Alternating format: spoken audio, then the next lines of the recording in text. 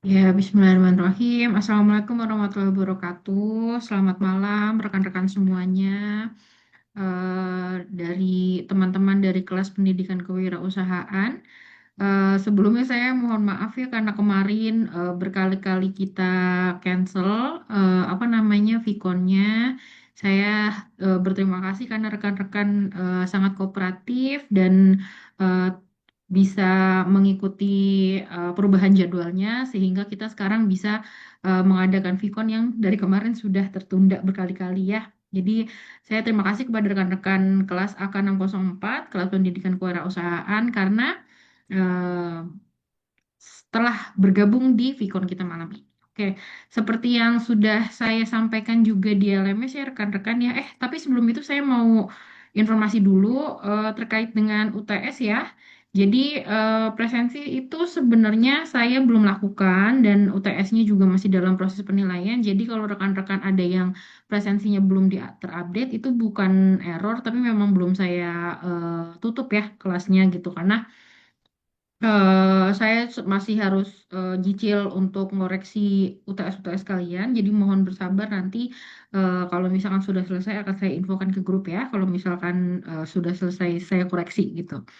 Nah, terus selanjutnya untuk yang menyusul UTS-nya ada beberapa yang menghubungi saya untuk minta keringanan ngirim UTS gitu, tapi eh,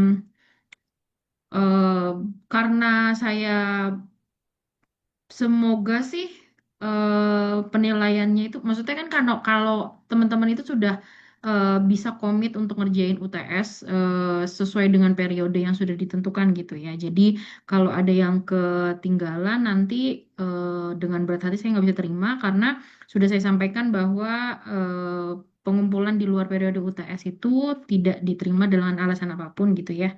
Jadi memang harus aware dengan perkuliahan masing-masing. Mohon pengertiannya. Terima kasih teman-teman yang sudah mengumpulkan apa namanya hasil UTS-nya sesuai dengan periode yang ditentukan. Oke, terus hari ini kita akan mendengarkan paparan dari kelompok 5 dan kelompok 6 ya. Jadi ada dua topik seperti biasa rekan-rekan.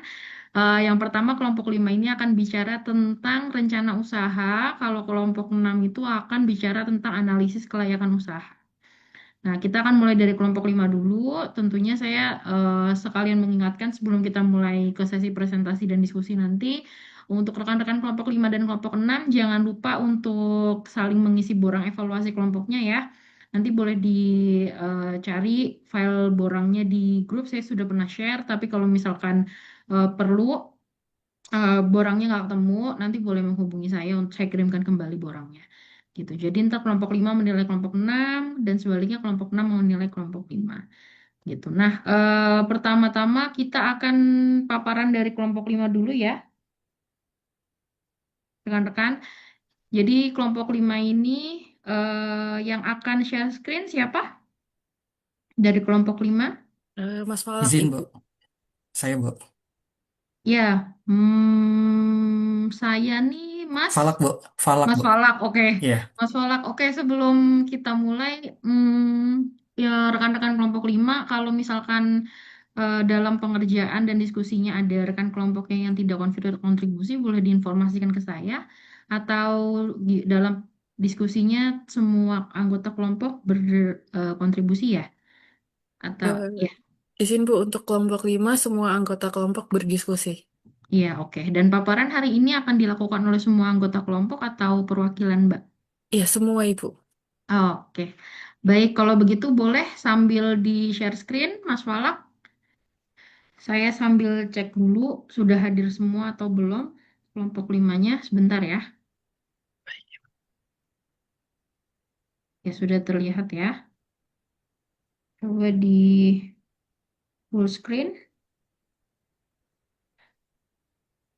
Mbak Natasha ada, Mas Andi, Sunaria, Mas Johan, Mas Falak ada. Oke, sudah hadir semua ya, rekan-rekan kelompok 5. Baik, kalau begitu rekan-rekan semuanya, mari kita eh, simak bersama-sama paparan hasil diskusi dari kelompok 5 kepada kelompok 5 dipersilakan untuk melakukan paparan. Diusahakan selesai dalam waktu 30 menit. maksimal dan nanti kita akan berdiskusi setelah kalian paparan. Ya, dipersilahkan. Baik, selamat malam Ibu Syifa dan rekan-rekan sekalian. Perkenalkan, kami dari kelompok 5, AK 4604, mata kuliah Pendidikan Kewirausahaan yang beranggotakan saya sendiri, Natasha Arianti Purnamasari, Johan Prabowo, Adam Rizky Ramadhani, Andi Sunaria, Falak Angga Rifki, Septian Bagas Peter Sianipar, dan Esti Marindan Sianturi. Pada kesempatan ini, kami akan mempresentasikan tugas kami yang berjudul Rencana Usaha. Materi yang akan kami bahas mencakup pengertian rencana usaha, fungsinya, aspek-aspek utama yang harus ada di dalamnya, tahapan penyusunannya, outline business plan, hingga kesalahan-kesalahan yang sering terjadi dalam menyusun rencana usaha.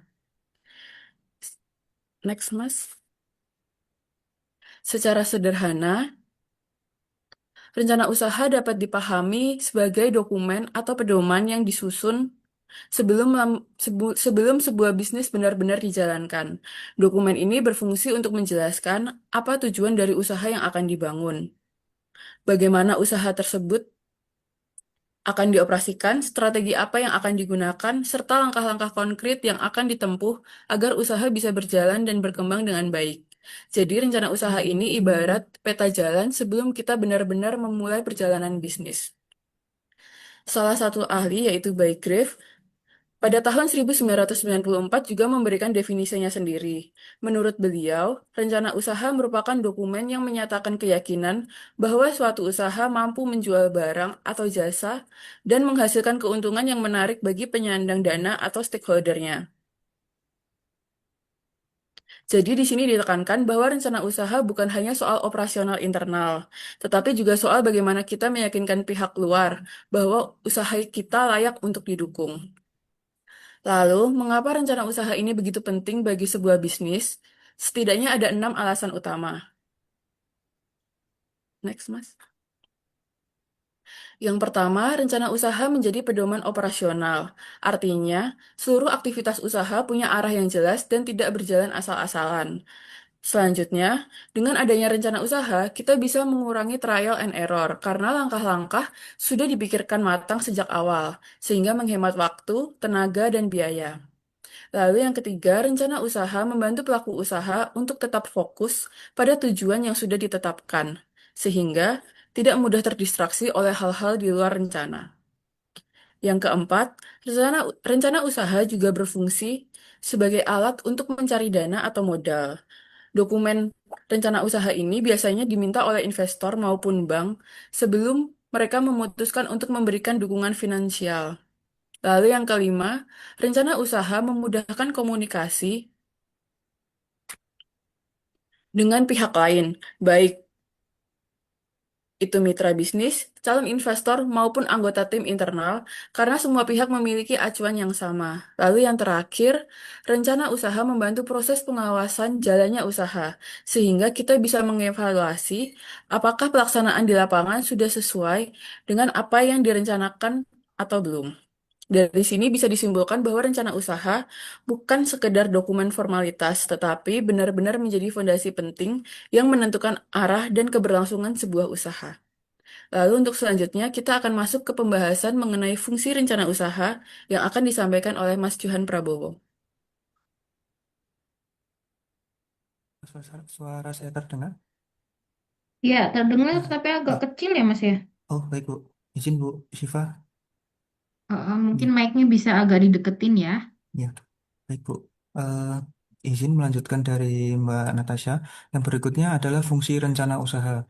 Jadi, rencana usaha seperti yang dijelaskan Mbak Natasha adalah dokumen yang berisi tujuan bisnis, strategi, serta langkah-langkah yang akan dilakukan untuk mencapai target usaha.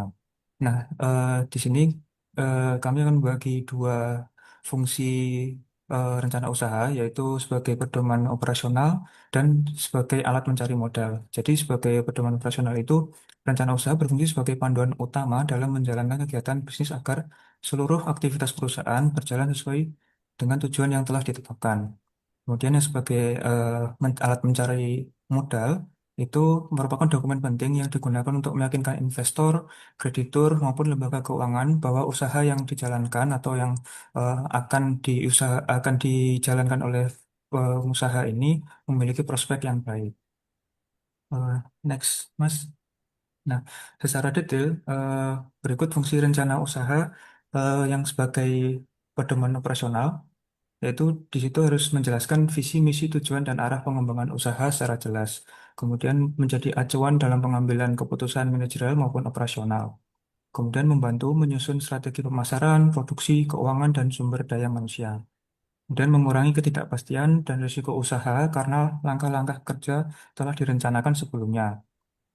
Yang berikutnya yaitu menentukan target jangka pendek, menengah, dan panjang yang harus dicapai perusahaan. Kemudian meningkatkan efisiensi penggunaan sumber daya seperti modal, tenaga kerja, waktu, dan bahan baku.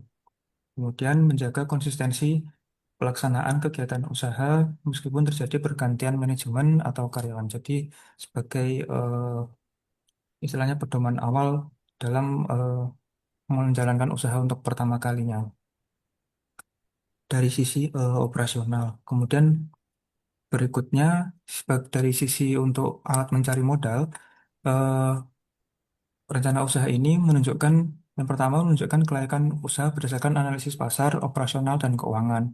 Kemudian rencana usaha ini juga menjelaskan potensi keuntungan dan tingkat pengembalian investasi yang dapat diperoleh investor. Kemudian harus memberikan gambaran mengenai kebutuhan modal dan penggunaannya secara rinci sehingga eh, investor tertarik dengan usaha yang akan dijalankan. Kemudian menunjukkan kemampuan perusahaan dalam mengelola risiko bisnis. Jadi sudah terpetakan risiko-risiko yang akan terjadi di perencanaan usaha yang sudah disusun sebelumnya. Kemudian menjadi dasar pertimbangan bank atau kreditur dalam memberikan pinjaman atau kredit usaha. Berikutnya, meningkatkan kredibilitas dan profesionalisme perusahaan di mata calon investor. Yang terakhir, mempermudah perusahaan memperoleh dukungan pendanaan untuk investasi usaha, untuk ekspansi usaha. Eh, Sekian dari saya. Untuk materi berikutnya akan dilanjutkan oleh Mas Adam Rizky Ramadhani. Cek, apakah suara saya terdengar? Ya, terdengar jelas Mas Adam. Selanjutnya yaitu aspek utama rencana usaha. Kita mulai dari yang pertama itu konsep bisnis. Konsep bisnis ini menjelaskan secara rinci jenis usaha yang akan dijalankan. Jadi di sini dijabarkan produk atau jasa apa yang ditawarkan, strategi apa yang digunakan untuk mencapai kesuksesan, serta struktur organisasi yang mendukung operasional. Selain itu, konsep ini juga mencakup pembagian tugas tim dan bukti inovasi yang dimiliki, misalnya berupa hak paten, hasil uji coba produk, atau keunggulan khusus lainnya. Intinya, dengan memiliki konsep bisnis yang jelas sejak awal, sebagai entrepreneur bisa menunjukkan keunggulan kompetitif dan nilai tambah. Tujuannya supaya usaha yang kita jalankan punya pembeda yang kuat dibanding pesaing di pasar. Next. Lalu pasar atau market. Aspek utama rencana usaha bagian pasar atau market. Ini bagian penting karena menilai siapa konsumen potensial kita, di mana mereka berada dan faktor apa yang mempengaruhi keputusan beli produk atau jasa kita. Selain itu, analisis pasar juga harus lihat persaingan dan strategi positioning. Tujuannya biar usaha kita bisa bersaing secara efektif, nggak ketelan kompetitor. Jangan lupa faktor eksternal juga ada sosial, teknologi, ekonomi, politik, hukum, sampai lingkungan. Semua itu bisa jadi peluang sekaligus ancaman bagi usaha kita. Jadi analisis pasar sama dengan kenal konsumen plus kenal lawan plus kenal situasi. Next. Lanjut ke bagian keuangan atau financial plan. Ini jantungnya rencana usaha karena ngomongin angka dan kelayakan. Ada 3 pilar utama. Yang pertama, proyeksi pendapatan. Keuangan dimulai dari sini. Kita perkirakan pendapatan dari penjualan produk atau jasa. Hitungannya pakai jumlah unit terjual, harga jual, dan perkiraan pertumbuhan tiap bulan atau tahun. Yang penting asumsi harus realistis, biar investor dan kita paham potensi untung yang beneran. Yang kedua, pengelolaan modal dan arus kas. Kita rencanakan dari dana awal, biaya operasional, dan cadangan likuiditas buat kebutuhan mendadak arus kas wajib dianalisis biar perusahaan bisa bayar kewajiban tepat waktu dan operasional tetap lancar. Dengan anggaran rutin yang jelas, kita bisa hindari kekurangan dana di tengah jalan. Lalu yang ketiga, analisis investasi dan risiko. Di sini kita ukur kelayakan usaha lewat payback period atau balik modal, plus estimasi laba atas investasi. Tapi kita juga harus identifikasi risiko finansial, yaitu fluktuasi harga bahan baku, perubahan pasar, biaya tak terduga. Lalu kita bikin strategi mitigasi risiko supaya usaha siap hadapi ketidakpastian dan tetap sustain. Jadi intinya pasar kita pahami, keuangan kita hitung realistis, lalu menjaga kas dan antisipasi risiko.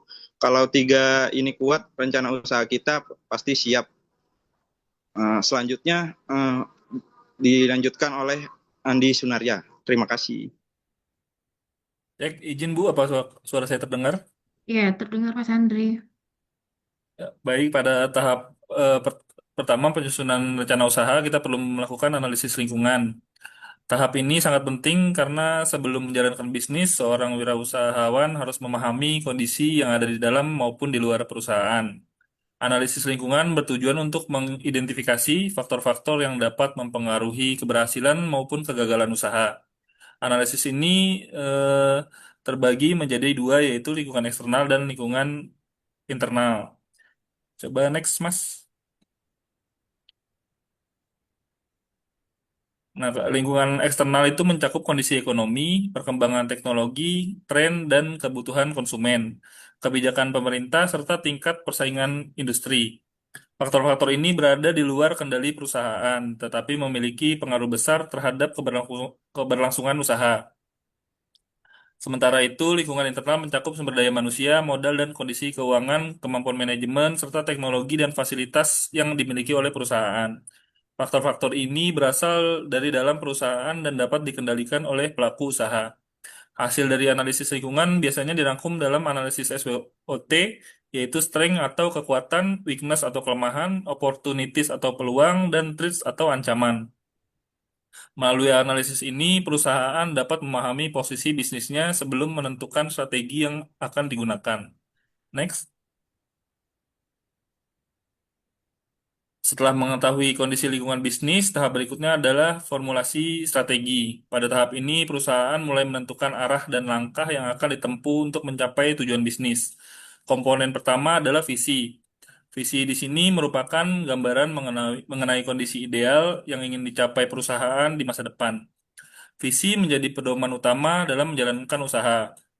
Kemudian selanjutnya adalah misi. Misi di sini menjelaskan tindakan dan aktivitas utama yang akan dilakukan perusahaan untuk mewujudkan visi tersebut. Dengan kata lain, misi menjawab pertanyaan tentang bagaimana perusahaan akan mencapai tujuan jangka panjangnya. Kemudian terdapat tujuan dan sasaran. Tujuan menggambarkan hasil yang ingin dicapai, sedangkan sasaran merupakan target yang lebih spesifik dan dapat diukur. Misalnya, meningkatkan penjualan sebesar 20% dalam 1 tahun. Komponen terakhirnya adalah strategi, yaitu cara atau pendekatan yang dipilih untuk mencapai tujuan secara efektif. Strategi juga harus disusun berdasarkan hasil analisis lingkungan sebelumnya, sehingga sesuai dengan kondisi dan kemampuan perusahaan.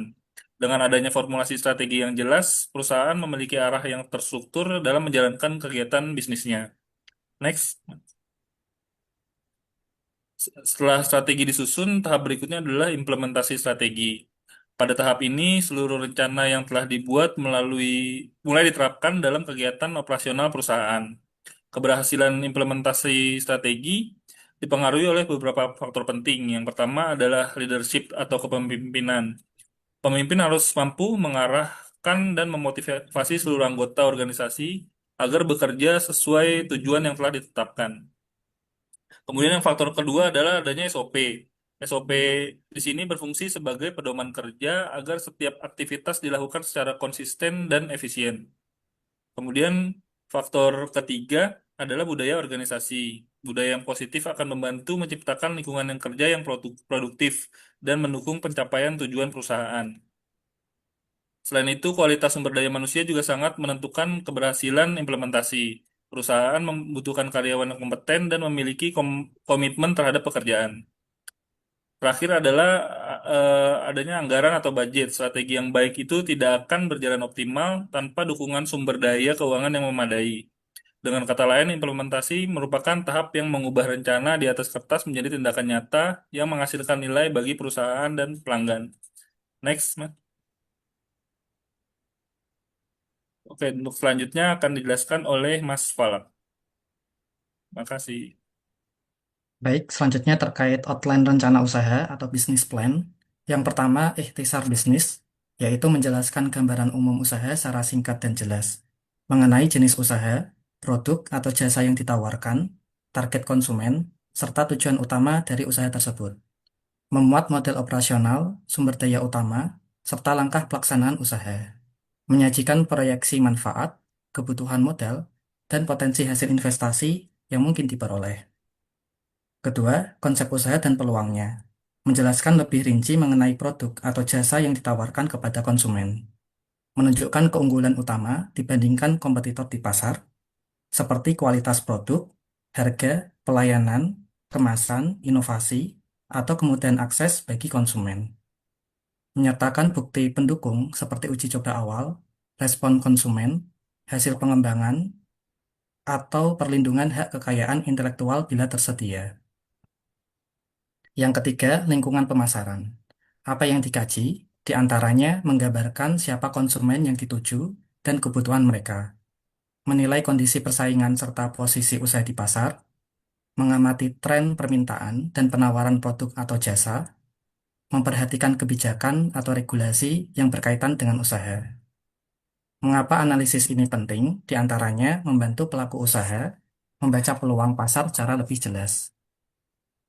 Kemudian menjadi dasar dalam menentukan strategi pemasaran yang tepat, seperti menentukan harga, memilih media promosi, menetapkan target konsumen, dan menyusun cara agar produk lebih menarik bagi pasar.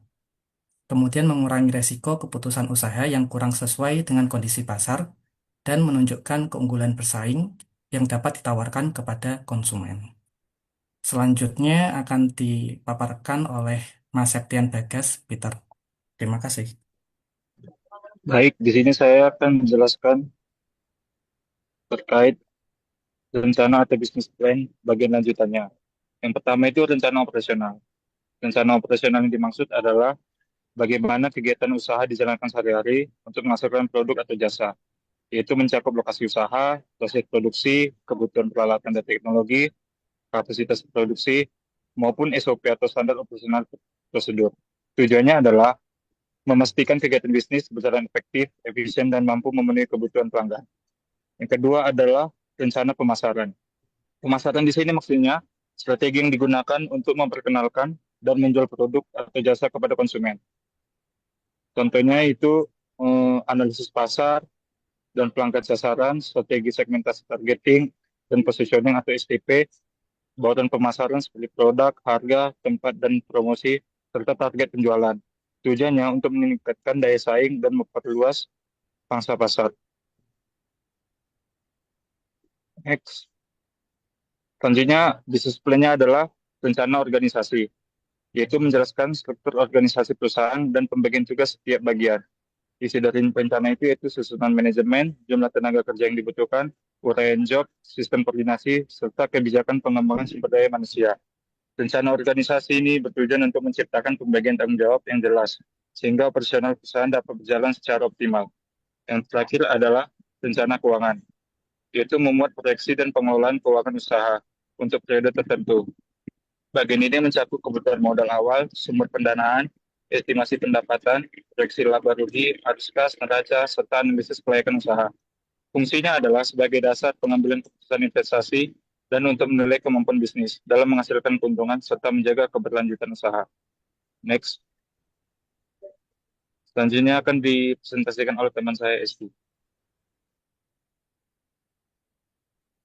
Berikutnya adalah analisis investasi, yaitu untuk menghitung seluruh biaya yang dapat timbul dan proyeksi pendapatan usaha yang akan didapatkan. Hal ini dilakukan untuk menentukan apakah usaha ini layak untuk dijalankan atau tidak. Analisis investasi ini dapat dilakukan dengan perhitungan-perhitungan manajemen keuangan yang menggunakan rasio-rasio keuangan. Berikutnya yaitu analisis risiko, yaitu untuk mengidentifikasi risiko yang mungkin terjadi di masa depan, kemudian menyusun strategi mitigasi dan penanganannya. Hal ini untuk memberikan gambaran risiko yang akan mungkin terjadi di masa depan dan bagaimana cara menanggulangi risiko tersebut.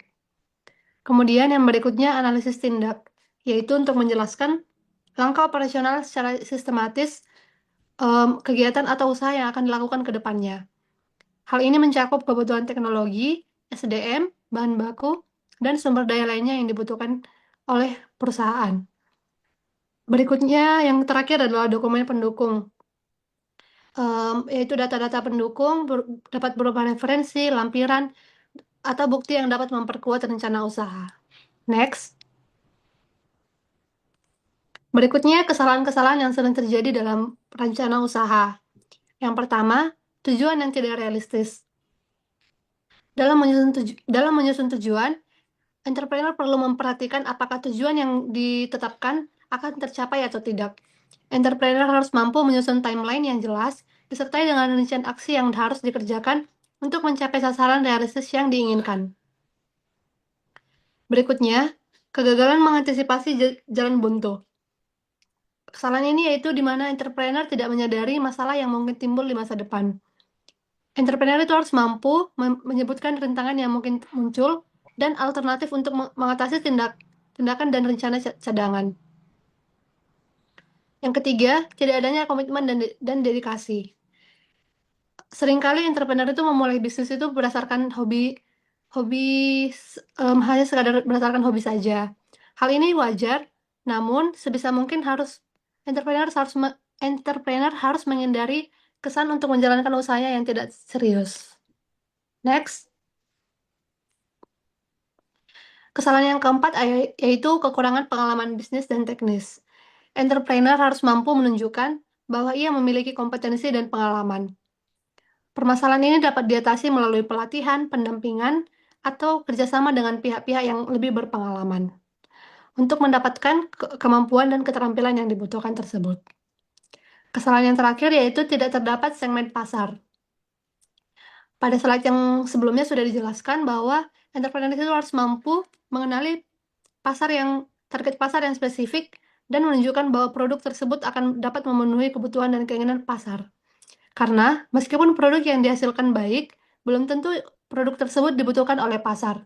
Untuk itu, penting untuk menentukan target pasar tersebut. Slide terakhir. Kesimpulan dari pembahasan hari ini yaitu rencana usaha atau business plan merupakan pedoman untuk menjalankan usaha secara terarah dan terukur. Rencana usaha ini mencakup aspek pasar, operasional, organisasi, keuangan, investasi, dan risiko yang dapat membantu untuk menilai kelayakan usaha serta meningkatkan peluang keberhasilan usaha.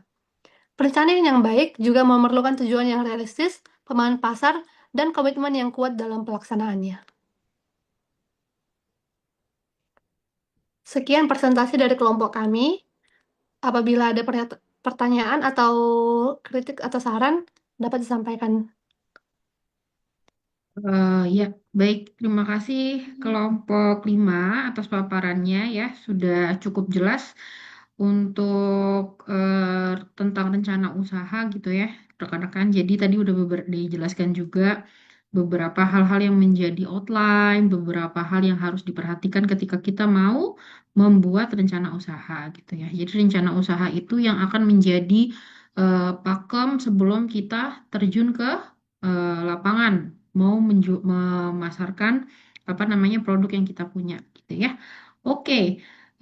Kalau gitu seperti halnya dengan Vicon-Vicon sebelumnya, di sini boleh dipersilahkan rekan-rekan kelompok 6 dulu ya.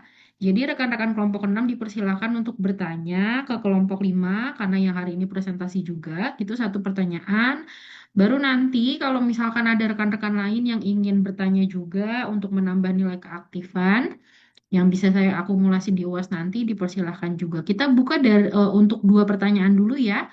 Rekan-rekan, boleh dipersilahkan untuk perwakilan dari kelompok 6. Ya, memberikan pertanyaan ke kelompok 5 terkait dengan paparan yang tadi sudah disampaikan oleh kelompok 5. Silahkan, siapa yang Kelompok 6 yang mau bertanya.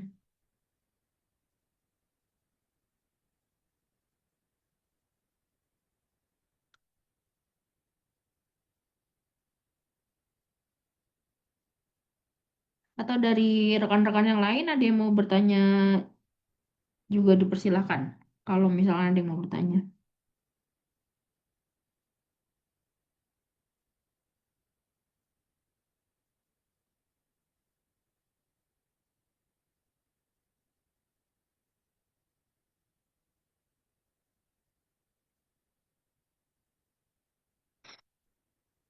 Sambil menunggu kelompok 6 dan teman-teman lain ya yang ingin bertanya, mungkin saya mancing nih ya, mancing pertanyaan. Siapa tahu nanti teman-teman bisa terpancing untuk mau bertanya juga. Jadi teman-teman kelompok 5, menurut pendapat rekan-rekan gitu ya, sesuai dengan yang tadi sudah dipaparkan gitu, kan banyak sekarang kita itu terlalu masif mengkonsumsi konten-konten digital, terutama konten-konten di TikTok ya, gitu. Terus tentunya kita juga kalau misalkan mau konsumsi sesuatu, pasti lihat dulu di TikTok apa yang lagi viral, apa yang lagi FYP gitu. Atau contohnya mungkin kemarin ada Dubai Chewy Chocolate gitu ya. Nah, terus tiba-tiba terbesit lah ada rencana pengen coba kali ya nih buka usaha Dubai Chewy Chocolate gitu ya. Nah, menurut rekan-rekan, eh, bagaimana menurut pendapat rekan-rekan rencana usaha yang dilatar belakangi karena FYP dan viral ini? Gitu. Bisa dikaji nanti dari sisi tadi faktor internalnya, faktor eksternalnya gitu ya, dan mungkin sustainability dari bisnisnya gitu ya. Itu pertanyaan dari saya. Bagaimana kalau misalkan rencana bisnis bisnis yang dilatar belakangi oleh konten-konten viral gitu, istilahnya latah gitu ya kalau bahasa orang kita mah gitu. Itu pertanyaan saya. Kelompok 6, ayo dipersilahkan.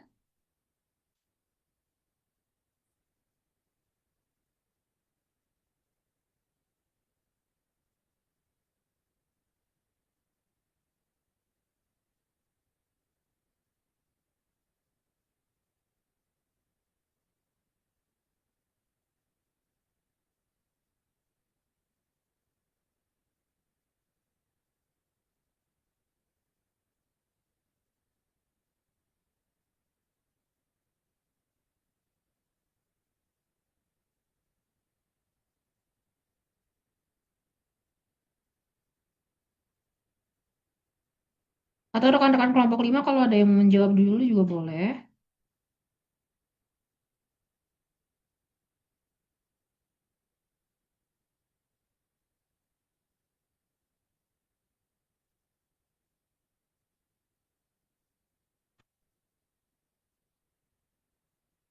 Ini penilaian kelompok nanti juga termasuk pertanyaan ya. Jadi kalau misalkan kelompok 6 tidak bertanya nanti akan mempengaruhi nilai kelompoknya juga. Jadi ditunggu kelompok 6 silahkan. Izin Bu, saya Dinda dari kelompok 6. Ya, Mbak Dinda silahkan. Eh, izin bertanya kepada teman-teman kelompok 5. Menurut teman-teman kelompok 5, bagaimana cara menentukan apakah rencana usaha atau bisnis plan yang telah dibuat itu masih layak dijalankan atau perlu direvisi sebagian atau justru harus dirubah secara total? Apakah ada tahapan atau mungkin cara untuk kita menentukan hal tersebut? Ya, terima kasih Mbak Dinda pertanyaannya. Boleh diskusi dulu ya, kelompok 5 ya. Kalau misalkan mau menjawab, boleh langsung open mic aja.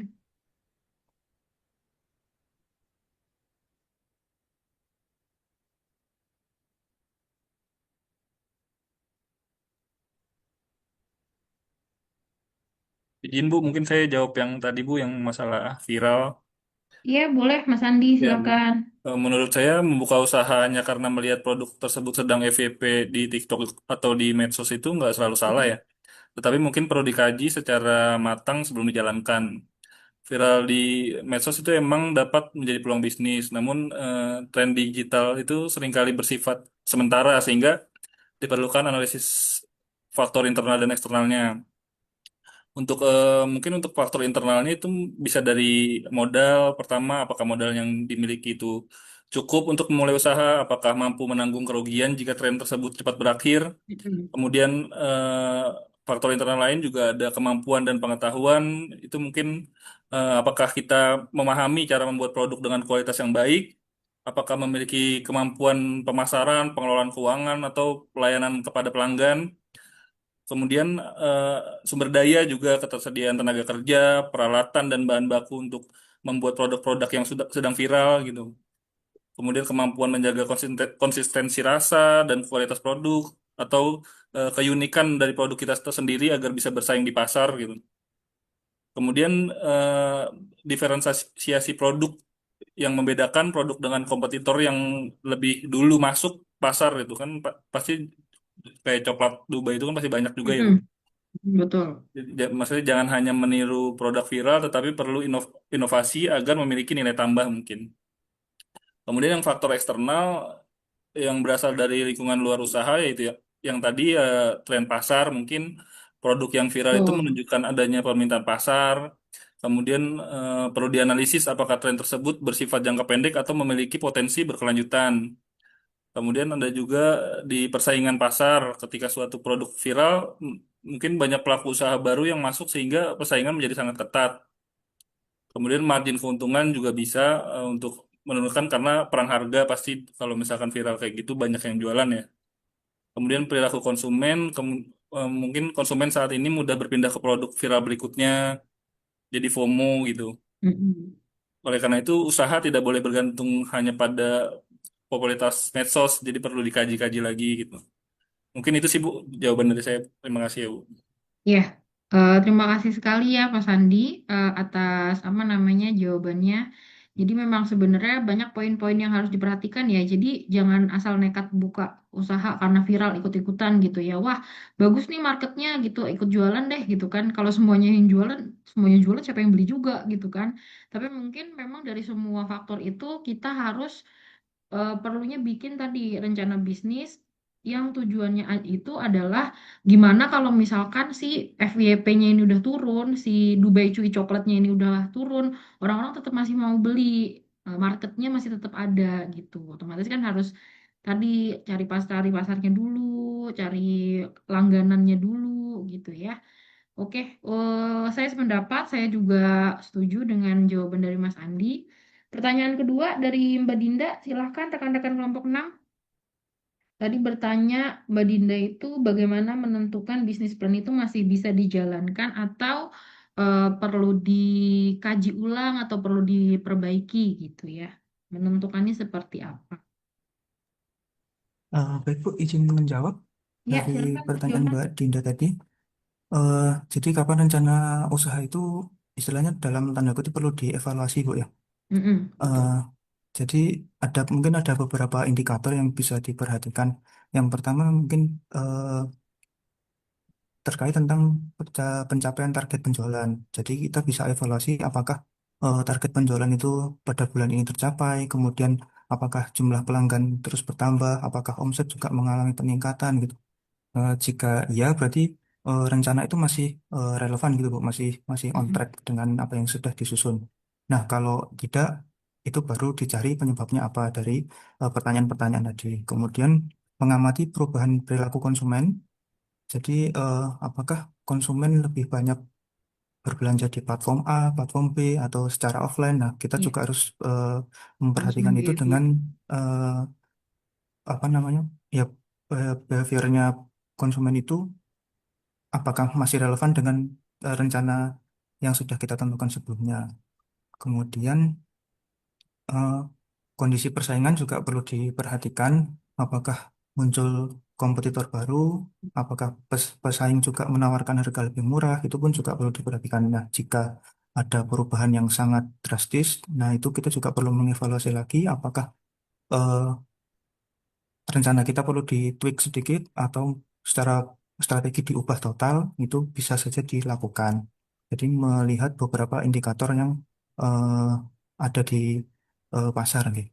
Kemudian apakah Kemudian yang berikutnya juga terkait kondisi keuangan, Bu. Apakah arus kas atau cash flow-nya juga sehat? Kemudian apakah laba juga masih bisa didapat gitu kan? Kemudian dari bisnis yang kita jalankan mungkin 6 bulan atau 1 tahun sudah berjalan ini, apakah memang sudah sesuai target dari awal ya untuk secara cash flow, secara laba, kemudian apakah keuntungan juga terkendali? Mungkin itu kalau mungkin itu yang perlu beberapa indikator yang bisa kita acu untuk mengevaluasi apakah rencana kita itu berhasil atau tidak secara keseluruhan atau mungkin berhasil sebagian atau perlu dievaluasi secara seluruhnya. Mungkin teman-teman dari kelompok 5 ada yang bisa menambahkan? Iya, silakan teman-teman kelompok 5 kalau ada yang mau menambahkan boleh. Izin Silakan. mena izin menambahkan sedikit, Bu. Iya, Mas Adam, monggo. Jadi keputusan untuk melanjutin usaha atau ngerevisi rencana usaha itu ya juga didasarkan sama data dan hasil evaluasi yang objektif.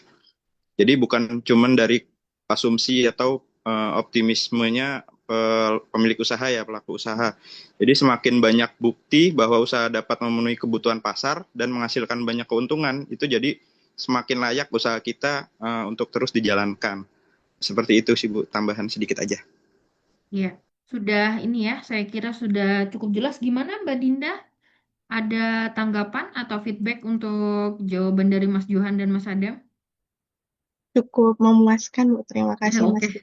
Alhamdulillah ya, sudah terjawab berarti pertanyaannya ya. Iya, jadi memang kalau saya simpulkan tadi apa namanya yang namanya bisnis plan itu kalau sudah dibuat gitu ya, kita haram bilangnya kayak ini salah nih bisnis plannya gitu ya, karena itu mematikan jiwa kita untuk mau berwirausaha gitu ya rekan-rekan ya. Jadi kalau bisa jangan menganggap bisnis plan itu salah gitu, tapi memang yang harus dievaluasi terus itu bagaimana eksekusi operasionalnya gitu ya. Gitu.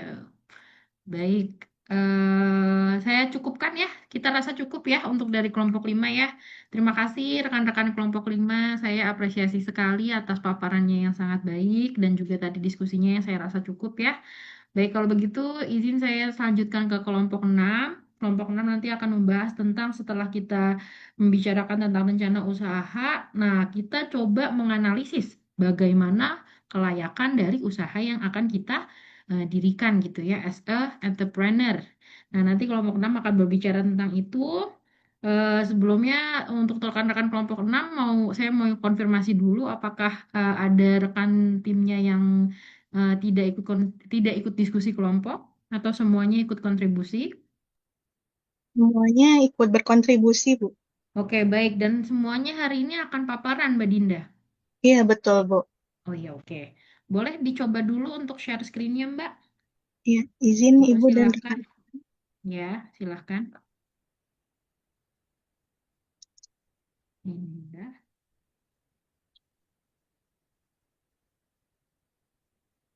Apakah sudah terlihat slide-nya, Ibu? Iya, sudah terlihat. Tapi bentar, saya lagi ngecek kalian sudah hadir semua atau belum. Baru habis itu kita mulai ya. Mas Alvin, oke, sudah hadir semua. Baik, rekan-rekan, selanjutnya kita akan mendengarkan paparan hasil diskusi dari kelompok 6 ya. Ya, rekan-rekan kelompok 6 bisa melakukan presentasi dalam maksimal 30 menit. Setelah itu nanti kita akan diskusi. Kepada rekan-rekan kelompok 6 dipersilakan untuk memulai paparannya. Terima kasih, Ibu Syifa. Assalamualaikum warahmatullahi wabarakatuh. Selamat malam, Ibu Syifa dan rekan-rekan mahasiswa. Kami dari kelompok 6 akan memaparkan tentang analisis kelayakan usaha.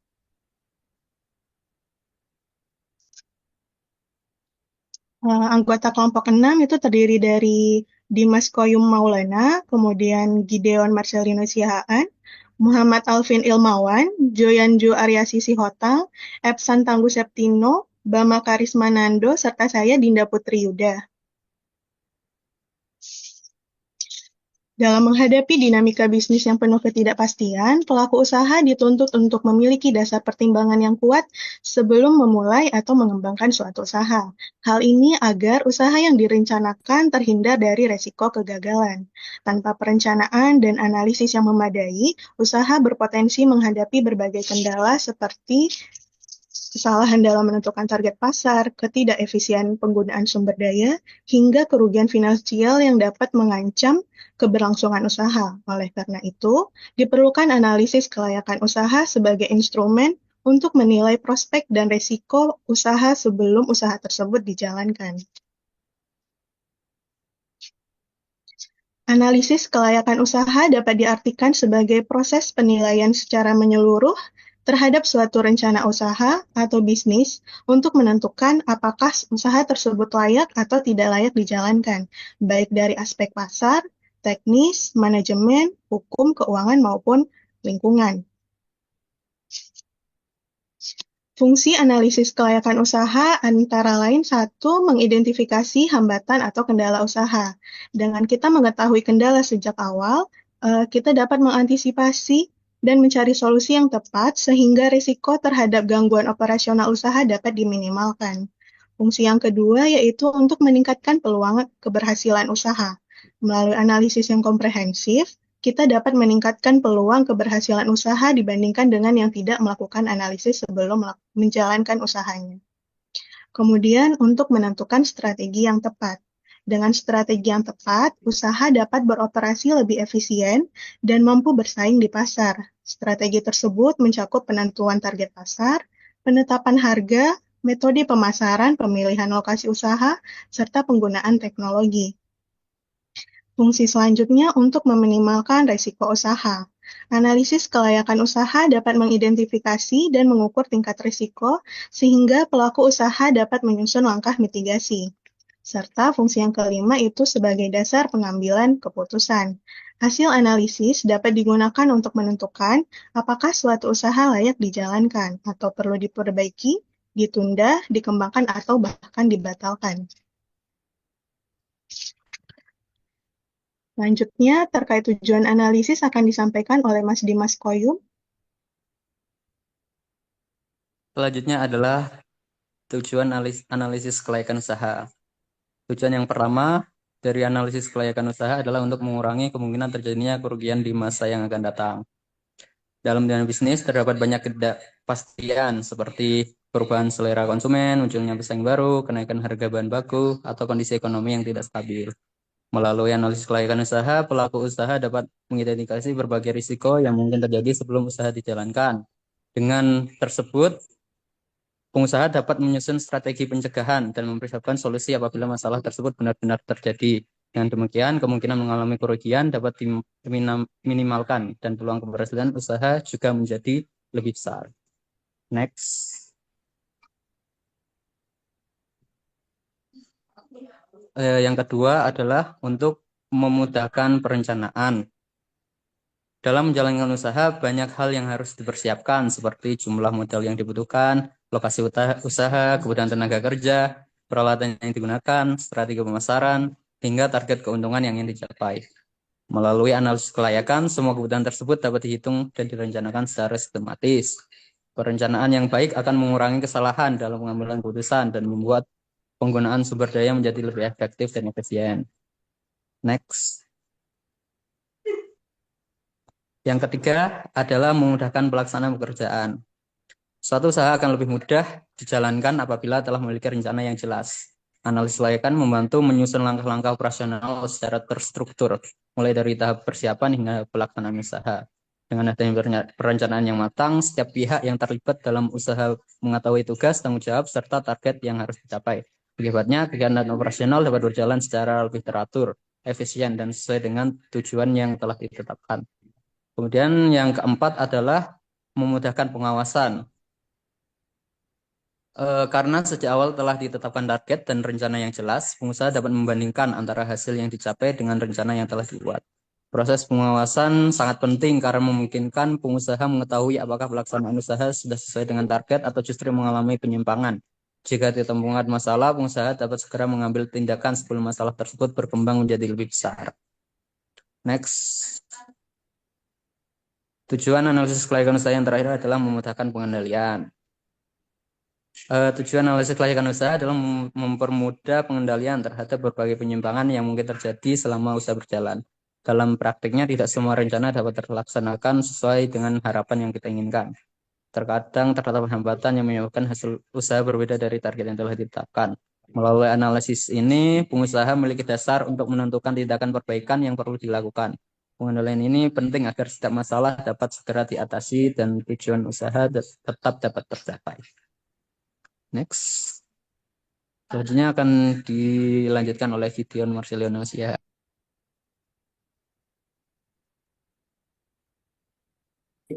Aspek-aspek analisis kelayakan usaha. Yang pertama, aspek hukum. Aspek hukum ini memiliki tujuan memastikan bisnis sah, aman beroperasi, dan terlindungi secara hukum. Yang pertama, menentukan bentuk badan usaha. Dipilih sesuai skala dan risiko. PT yang paling aman, aset terpisah. Kalau CP atau perseorangan, lebih fleksibel. Yang kedua, perizinan dasarnya. Wajib memiliki NIB. Ini merupakan identitas utama dari OSS. Kemudian NPWP dan SKBDP, yaitu kesesuaian tata ruang atau domisili. Yang ketiga, perizinan sektoral, yaitu izin khusus industri, contohnya BPOM dan halal untuk makanan, atau izin klinik untuk kesehatan. Yang keempat, perlindungan dan kontrak. Itu dengan cara mendaftarkan haki atau merek paten, agar tidak ditiru. Serta pastikan legalitas kontrak, seperti karyawan, supplier, sewa yang jelas. Selanjutnya, yang kedua ada aspek pasar dan pemasaran. Ini bertujuan untuk memastikan ada pembeli atau permintaan dan tahu cara memenangkan persaingan. Yang pertama perlu menganalisis pasar dan pesaing dengan cara cek pasar, seberapa besar kebutuhannya, terus apakah pasar sudah jenuh. Yang kedua, cek pesaingnya, siapa kompetitor kita dan apa keunggulan kompetitif yang tidak bisa mereka tiru. Selanjutnya, strategi STP. Ini fokus ke target. Yang pertama poinnya segmenting dan targeting. Menspesifikkan siapa pembeli utama kita, mulai dari usianya, lokasi, atau gaya hidup.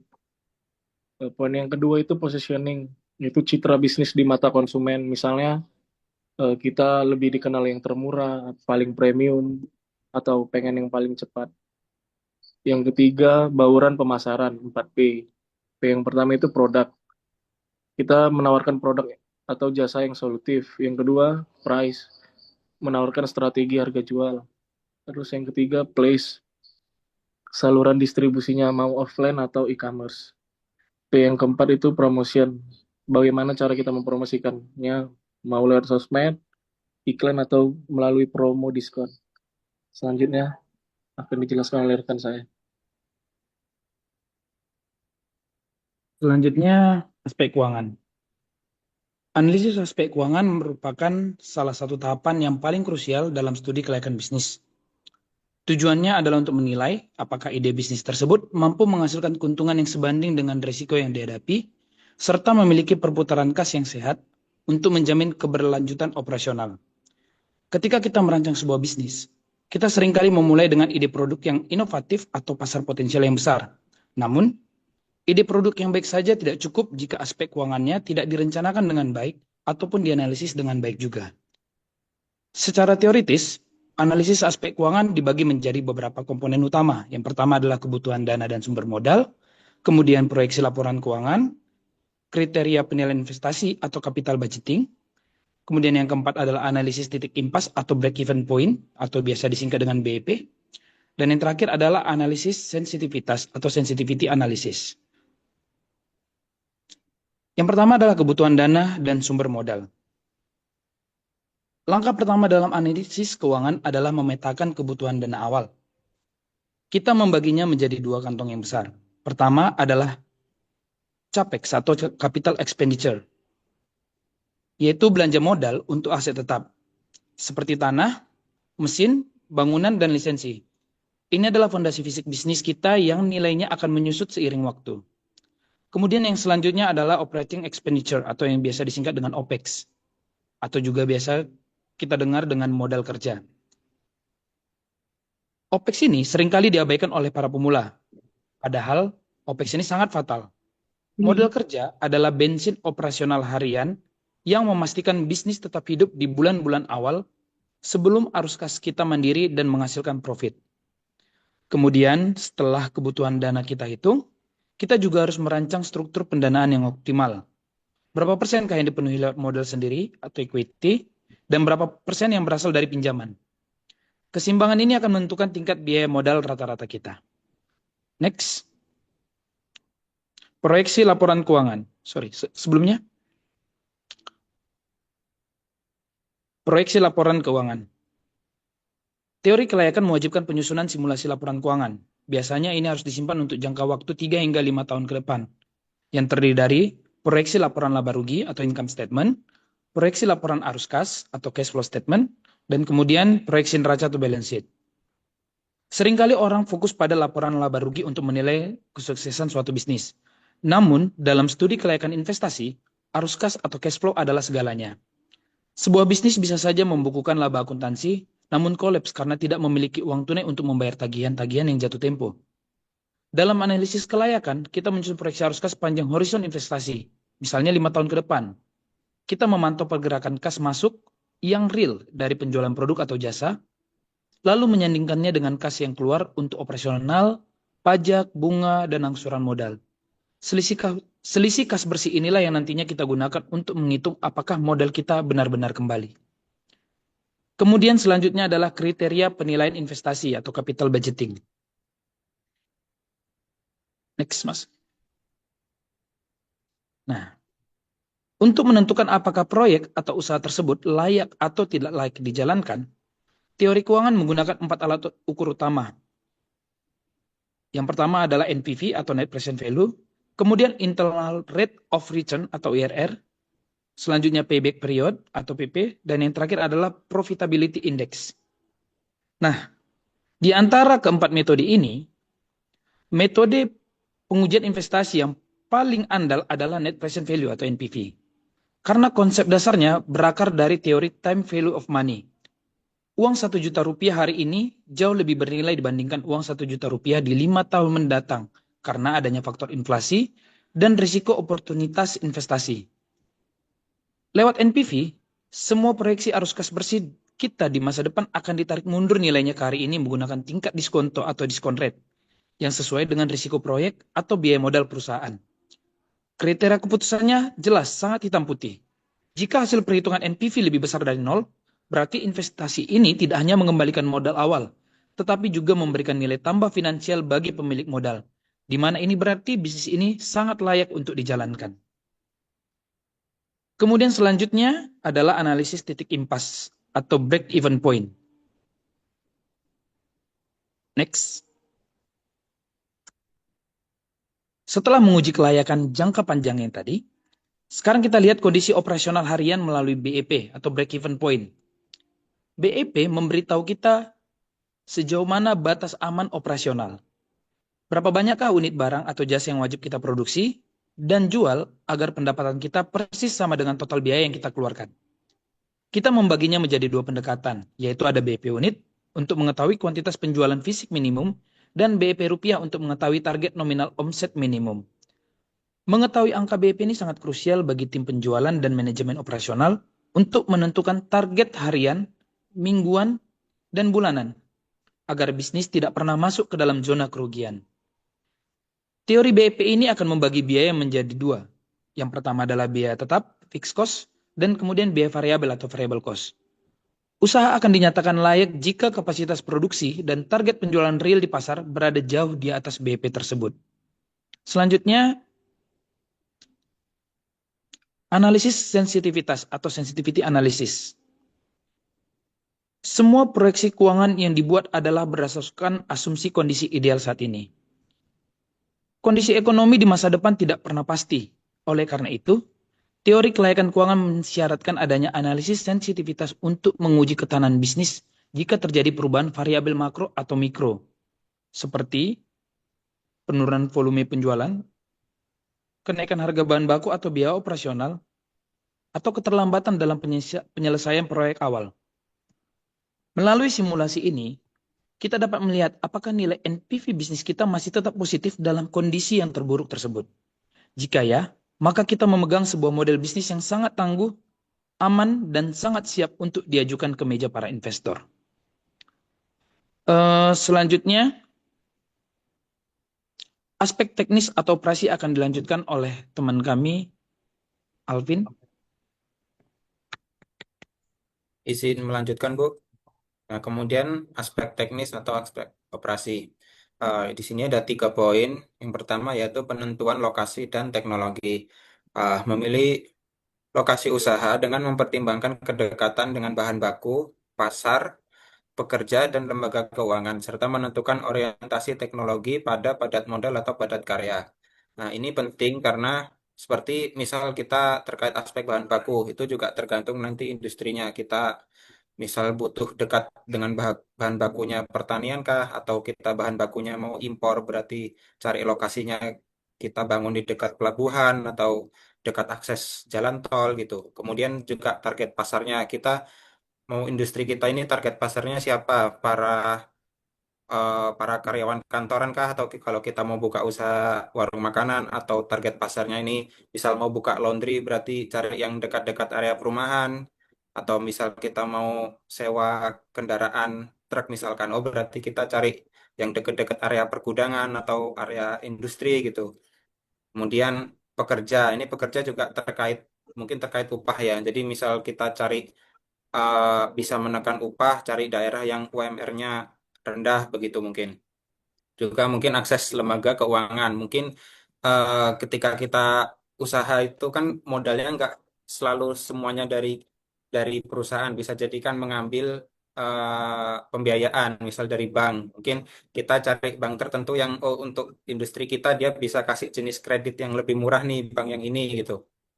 Dan juga orientasi industri kita nih padat modal atau padat karya. Kalau padat modal berarti kita banyak menggunakan mesin-mesin besar. Kalau padat karya berarti menggunakan banyak pegawai. Nah, kemudian poin yang kedua yaitu tata kelola organisasi. Ini kita menyusun sistem kerja sama organisasi yang menerapkan fungsi-fungsi manajemen agar roda bisnis berjalan efektif dan efisien. Tata kelola ini bisa mencakup seperti SOP yang jelas di perusahaan kita terkait SOP yang ini seperti apa, sampai yang aspek lain seperti apa, dan juga bisa juga mencakup kejelasan rantai komando. Jadi mulai dari owner sampai ke manajernya, sampai mungkin ke pegawainya, yang teknis itu masing-masing tugas dan fungsinya seperti apa. Kemudian poin yang ketiga yaitu uji kesiapan sumber daya. Kita perlu menganalisis kapabilitas manajemen dan kompetensi internal untuk memastikan bisnis memiliki fondasi yang kuat saat mulai beroperasi.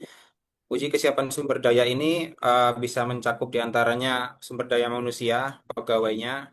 Kita pastikan sumber daya yang ada di uh, perusahaan kita atau usaha kita itu memiliki kompetensi yang mumpuni. Kemudian juga sumber daya itu bisa mencakup finansial, kekuatan modal kita bagaimana, dan juga mencakup sumber daya itu aset kita. Gitu. Aset kita ini gimana caranya bisa digunakan untuk menghasilkan laba yang semaksimal mungkin. Selanjutnya akan dilanjutkan oleh rekan kami, Bu.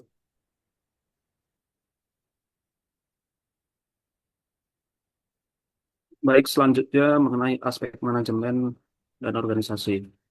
Aspek manajemen dan organisasi merupakan aspek yang cukup penting dianalisis untuk kelayakan suatu usaha. Karena walaupun suatu usaha itu telah dinyatakan layak untuk dilaksanakan, namun tanpa didukung dengan manajemen dan organisasi yang baik, bukan tidak mungkin akan mengalami kegagalan. Baik menyangkut masalah SDM maupun menyangkut rencana perusahaan secara keseluruhan. Itu haruslah disusun sesuai dengan tujuan perusahaan.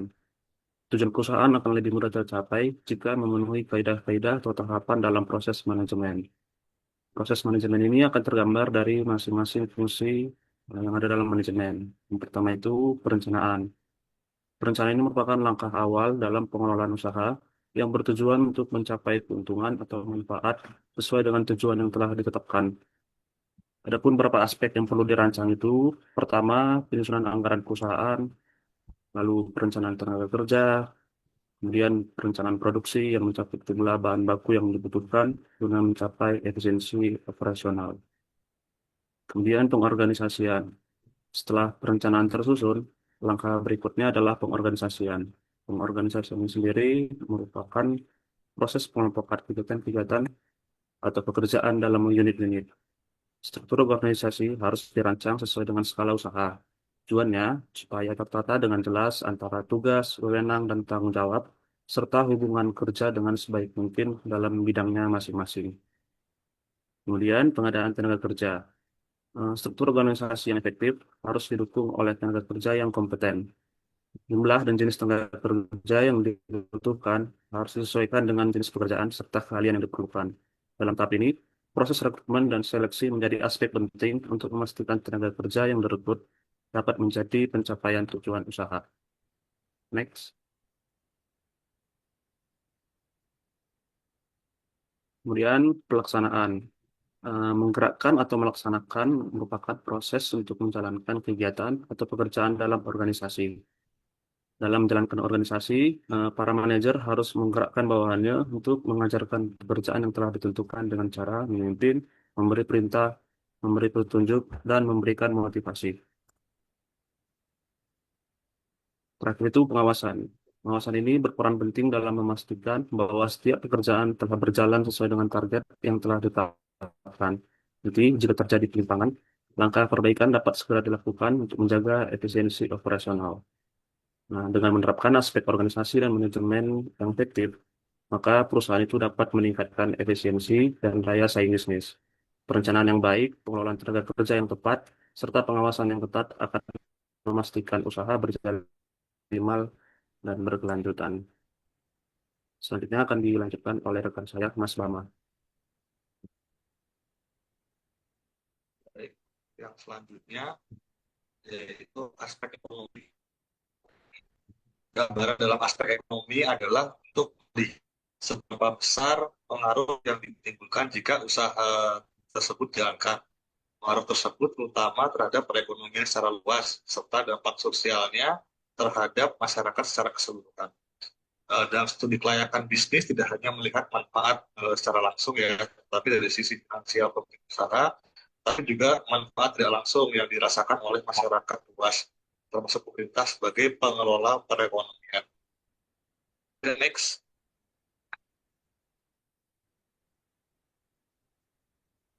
Aspek-aspek ekonomi yang antara lain itu jumlah tenaga kerja yang tertampung, baik yang bekerja di tempat usaha tersebut maupun masyarakat luar lokasi usaha. Misalnya karyawan-karyawan yang bekerja secara langsung pada usaha tersebut, cakup tenaga produksi, administrasi, pemasaran, dan manajemen. Kemudian karyawan-karyawan pada industri pemasok dan distributor yang terhubung dengan usaha tersebut. Kemudian juga lapangan kerja yang tercipta karena peningkatan konsumsi rumah tangga di sekitar lokasi usaha. Yang kedua, peningkatan pendapatan masyarakat. Dengan masyarakat yang bekerja, otomatis mempunyai penghasilan yang dapat dipergunakan untuk memenuhi kebutuhan hidupnya. Kemudian ada juga kontribusi penerimaan negara yang berupa pajak seperti PPH, PPN, PBB, dan lain-lain. Yang selanjutnya, pengembangan industri pendukung di sekitar lokasi usaha. Dampak ini terlihat dari pertumbuhan pemasok bahan baku, jasa logistik, jasa keuangan profesional seperti akuntan, notaris, dan juga pengacara, serta sektor pendidikan dan pelatihan vokasi. Kemudian aspek sosial yang pertama adalah perubahan pola hidup masyarakat sekitar. Perubahan ini bisa dari komposisi penduduk akibat migrasi tenaga kerja masuk ke lokasi usaha. Kemudian peningkatan kepadatan penduduk di lokasi usaha. Dan potensi akulturasi atau konflik budaya antara pekerja pendatang dan masyarakat lokal. Kemudian ada peningkatan keterampilan tenaga kerja lokal. Peningkatan ini bisa melalui pelatihan-pelatihan seperti on the job training, kemudian pendirian fasilitas-fasilitas pendidikan, dan pelatihan vokasi oleh perusahaan. Bisa juga bekerjasama dengan SMK dan perguruan tinggi melalui program-program magang. Kemudian potensi konflik sosial yang perlu diantisipasi, misalnya konflik dengan pelaku usaha tradisional atau misalkan sengketa lahan, kebisingan, dan juga kemacetan. Nah, di sini misalkan salah satu contoh itu ada pendirian pabrik tekstil di kawasan industri Jawa Tengah dengan kapasitas dia 1.000 tenaga kerja yang memberikan dampak ekonomi berupa yang pertama penyerapan 1.000 tenaga kerja langsung dan kurang lebih 2.500 tenaga kerja tidak langsung, misalkan warung-warung makan, kos-kosan, dan juga transportasi. Kemudian ada juga kontribusi PPh pasal 21 untuk karyawannya dan juga PPh badan untuk ke kas negara. Baik, yang selanjutnya akan dilanjutkan oleh Mbak Ida. Selanjutnya, aspek dampak lingkungan. Dari segi dampak lingkungan ini, hal yang perlu kita kaji antara lain itu ada dari segi tanah. Kita perlu mengkaji kesesuaian lokasi usaha, kondisi tanah, serta potensi pencemaran yang dapat ditimbulkan oleh aktivitas usaha terhadap kualitas dan fungsi tanah. Kemudian kita juga perlu mengkaji dari segi kualitas air dengan menganalisis kebutuhan air usaha, ketersediaan sumber air, serta potensi dampak limbah cair terhadap kualitas air di lingkungan sekitar. Lalu dari segi udara itu kita perlu menilai potensi emisi, debu, asap, atau bau yang dihasilkan dari kegiatan usaha, serta upaya pengendaliannya agar tidak menimbulkan pencemaran udara. Selanjutnya, dari segi kesehatan masyarakat, kita perlu mengkaji kemungkinan dampak usaha terhadap kesehatan dan kenyamanan masyarakat sekitar, baik selama proses pembangunan maupun operasional usaha. Lalu yang terakhir, dari segi flora dan fauna, kita perlu menilai pengaruh kegiatan usaha terhadap keberadaan tumbuhan, hewan, dan habitat alami guna menjaga kelestarian ekosistem dan keanekaragaman hayati.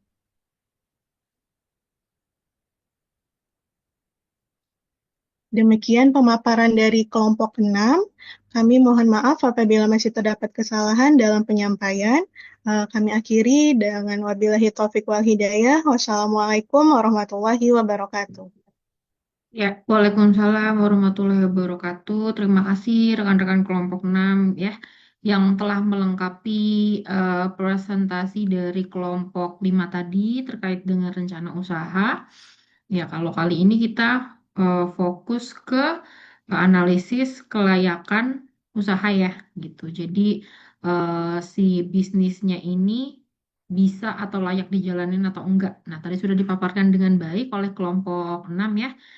Baik, kalau gitu kita buka dua pertanyaan ya, rekan-rekan untuk kelompok 6. Boleh dipersilahkan satu dari kelompok 5 sebagai yang presentasi hari ini juga, baru nanti kalau ada rekan-rekan yang mau bertanya lagi dipersilahkan untuk kelompok 6. Terlebih dahulu kelompok 5 perwakilannya dipersilakan untuk bertanya ke kelompok 6. Silakan on mic.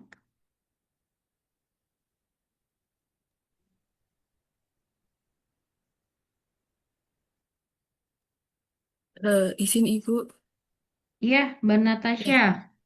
izin saya mau bertanya ke kelompok 6. Ya, Menurut kelompok Menurut kelompok 6, jika dalam analisis kelayakan usaha terdapat perbedaan hasil antar aspek, misalnya aspek pasar dan keuangannya layak, tetapi aspek hukum atau lingkungannya itu belum layak. Itu bagaimana cara menentukan keputusan akhirnya? Apakah usahanya itu langsung dianggap tidak layak gitu, atau bisa dianggap layak bersyarat dengan perbaikan tertentu gitu? ya, menarik, menarik. Jadi ketika ada aspek yang tidak mendukung gitu ya, yang belum established itu gimana caranya atau apa tadi Mbak fokusnya? Gimana caranya atau?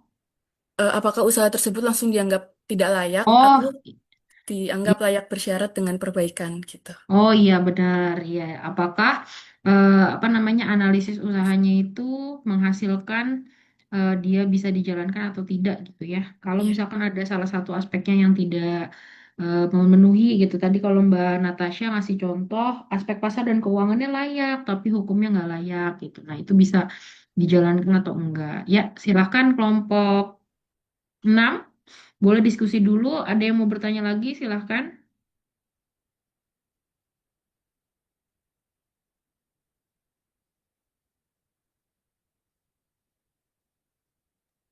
Bu, izin menjawab aja Bu langsung Bu. Ya, silakan, Mas. Panggilnya apa ini, Mas? Mas Joy. Panggilannya Joy Bu. Bener. Ya, silakan Mas Joy. Izin menjawab terkait pertanyaannya Mbak tadi yang terkait masalah kalau misalnya dalam satu analisa, salah satu analisa itu misalnya menyatakan bahwa usaha itu mungkin beberapa aspek itu tidak layak seperti itu ya kira-kira Ibu ya pertanyaannya. Betul. Nah, kalau dari sisi saya, ini pendapat saya Bu ya, pendapat Ya. kami. Jadi Mm-mm. kalau misalnya dalam satu analisis ternyata ada analisis yang mungkin kurang layak, misalnya contoh kayak tadi dari sisi hukum. Kalau Mm-mm. dia misalnya dari sisi hukum, beberapa titik itu masih bisa dilakukan perbaikan. Contoh misalnya kelengkapan izin. Nah, Mm-mm. kelengkapan izin atau NPWP segala macam itu bisa dilakukan perbaikan. Nah, Mm-mm. yang sulit itu adalah ketika kita misalnya dalam hal analisis itu adalah terkait analisis keuangan. Karena ujung dari sebuah bisnis itu adalah untung rugi. Mm-mm. Jadi ketika dalam hal analisis keuangan dinyatakan bahwa misalnya usaha ini tidak layak, ya saya misal sebagai investor, saya tidak akan mau melakukan penanaman modal ke bisnis tersebut. Tetapi Betul. kalau hanya misalnya beberapa aspek yang masih bisa dilakukan perbaikan, akan dilakukan perbaikan agar misalnya para investor bisa mau untuk menjalankan usaha tersebut, menjalankan bisnis tersebut. Jadi sebenarnya simpelnya gini aja. Pertama, analisis ini sebenarnya dibutuhkan oleh siapa? Sudut pandang siapa? Kalau sudut pandangnya adalah sudut pandang pelaku bisnis, biasanya akan dilakukan perbaikan. Tapi kalau dari sudut pandang investor, hal-hal yang tadi misalnya seperti kayak hukum atau misalnya masalah yang selain di keuangan, investor itu pasti masih bisa meminta pelaku bisnis untuk memperbaiki beberapa titik. Karena yang paling krusial sebenarnya tetap adalah, kalau menurut saya, itu adalah aspek dari keuangannya sendiri, Bu. Seperti itu. Jadi mungkin pertama tergantung dari sudut pandang siapa. Apakah dari sudut pandang pelaku bisnisnya atau dari sudut pandang investor. Kemudian yang kedua adalah di titik mana sebenarnya analisis ini dianggap tidak layak. Apakah di bagian hukumnya, apakah di bagian keuangannya, atau di bagian lain. Seperti itu, Bu. Mungkin teman-teman yang lain mungkin masih bisa menambahkan. Ya, silakan. Ada baik sekali analisisnya ya, Mas Joy ya, tentang aspek-aspek tadi yang kira-kira bisa dipertimbangkan ketika mau menentukan layak atau tidaknya gitu ya. Ada yang mau menambahkan kelompok 6 atau ada tanggapan dari Mbak Natasha yang bertanya tadi?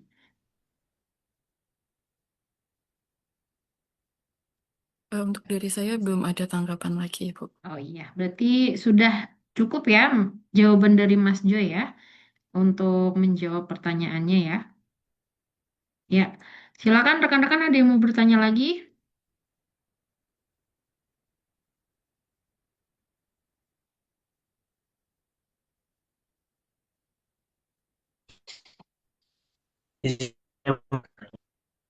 Ya, Mas Irfan. Mas Irfan Ya, on mic Irfan, mau bertanya, Assalamualaikum. Kak? Iya, Bu. Iya, Mas Irfan ini tadi on mic mau bertanya.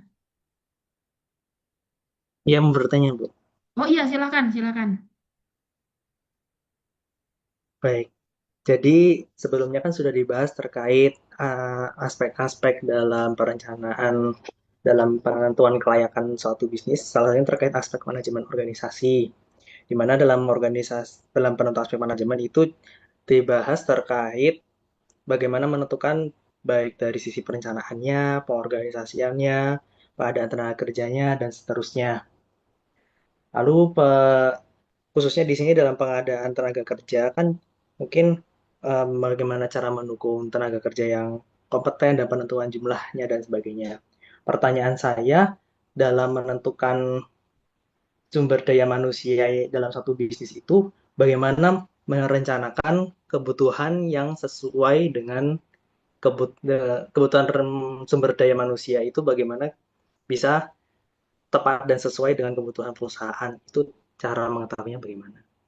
Seperti itu, Oke, terima kasih. terima kasih Mas Irfan pertanyaannya ya. Jadi fokusnya ke aspek manajemen organisasi. Nah, dalam menentukan SDM itu gimana caranya merencanakan apa namanya SDM-SDM yang sesuai dengan kompetensi dan kebutuhan dari manajemen gitu ya. Nah, boleh silakan diskusi dulu kelompok 6. Pertanyaannya Mas Irfan, nanti kalau misalkan sudah bisa dijawab, silakan open mic ya.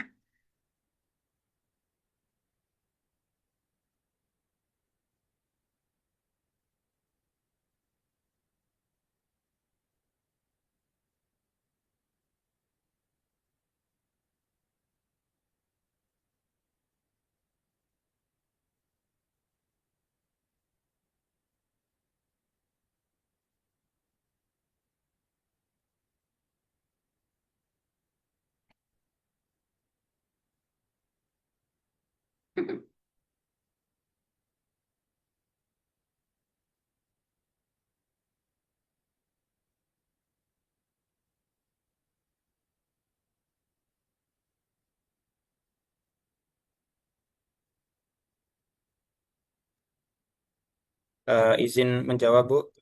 Ya, Dari silakan Mas kelompok Alvin. 6. Ya. Tadi kan yang ditekankan poinnya pertanyaan terkait menyiapkan SDM untuk Mm-mm. kebutuhan usaha, Bu ya. Itu mungkin beberapa poin yang perlu diperhatikan yaitu tujuan usahanya. Jadi prioritasnya ini usaha kita apa nih? Apakah kita mau ekspansi pasar atau meningkatkan produksi atau layanan pelanggan. Jadi kalau misal kita fokus ke ekspansi pasar berarti kita banyakin yang untuk kebutuhan semacam marketingnya, promosinya gitu. Kalau kita tujuannya mau meningkatkan produksi dulu, kita mau siapin stok barang banyak dulu, berarti kita fokusin ke tenaga kerja untuk produksi. Kalau kita mau fokus ke pelayanan pelanggan dulu, berarti mungkin yang bisa apa ya, semacam jadi customer service-nya untuk adminnya begitu. Nah, kalau kemudian yang poin yang lainnya ya poin selanjutnya itu terkait analisis beban kerjanya, Bu. Jadi eh, volume tugas ini kira-kira bisa diampu oleh berapa pegawai gitu. Apakah cukup dengan misalkan kita baru memulai cukup dengan satu orang dulu atau dua orang atau mungkin kita harus mulai langsung dengan 10 orang gitu. Dan juga terkait dengan deskripsi pekerjaannya, Bu. Ini apakah pekerjaan ini dibutuhkan yang hard skill atau soft skill gitu. Mungkin kurang lebih itu, Bu. Iya, bener ya, Mas Alvin ya, saya juga sependapat. Mungkin dari Mas Irfan dulu ada tanggapan Mas. Jadi intinya tadi kalau menurut Mas Alvin mewakili kelompok 6, kita harus melihat konteksnya ya yang diperlukan itu apa gitu ya. Jadi lihat yang dibutuhkan apa dulu baru cari orangnya, bukan jangan kebalik. Cari orangnya dulu baru ya udah deh ntar ini yang penting ada orangnya ditempatin di mana terserah gitu. Yang ada nanti nggak kompeten gitu ya Mas ya kira-kira ya. Intinya Mas Alvin ada Mas Alvin, Mas Irfan ada tanggapan? Tidak ada, Bu. Saya juga sepakat. Oke, ya sepakat ya kita semua ya. Baik, kalau begitu terima kasih rekan-rekan kelompok 6. Saya rasa cukup ya untuk diskusi terkait dengan analisis kelayakan usaha malam ini. Jadi malam ini kita sudah membahas mengenai rencana rencana usaha, bisnis plan dan juga analisis kelayakan usaha ya dari bisnis plan yang sudah dibuat gitu ya rekan-rekan. Semoga materi hari ini bisa menambah apa namanya? Wawasan kalian dalam mata kuliah ini. Terus nanti eh, untuk UTS-nya mohon ditunggu karena saya juga masih dalam proses penilaian. Nanti kalau udah selesai saya kabarin.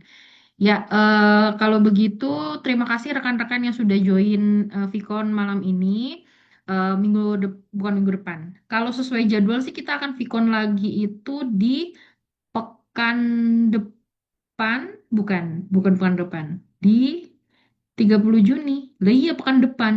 Ya, mungkin hari ini saya kunci dulu di pekan depan hari Selasa ya 30 Juni. Tapi sepertinya minggu depan itu di Unsia lagi ada event, lagi ada acara gitu. Semoga sih saya bisa nggak reschedule gitu ya. Untuk teman-teman kelompok 7 dan kelompok 8 tetap mohon dibantu untuk tetap disiapkan aja materi presentasinya. Tapi kalaupun mundur pasti dia akan di pekan yang sama kok. Gak bakal di pekan yang berbeda gitu ya. Semoga sih bisa di tanggal 30 Juni. Nah, selanjutnya, Viko selanjutnya kita akan ngomongin tentang mendirikan usaha dan juga resiko usaha ya, rekan-rekan. Oke, kalau begitu saya cukup akhiri untuk Vikon kali ini. Terima kasih rekan-rekan yang sudah bergabung. yang masih di perjalanan pulang dari kantor, semoga selamat sampai di rumah, hati-hati di perjalanan. Saya tutup Vikon hari ini. Wassalamualaikum warahmatullahi wabarakatuh. Terima kasih, Bu. Ya, Terima kasih, Bu. Terima kasih, Bu. Terima yuk. kasih, Ibu. Saya tutup ya.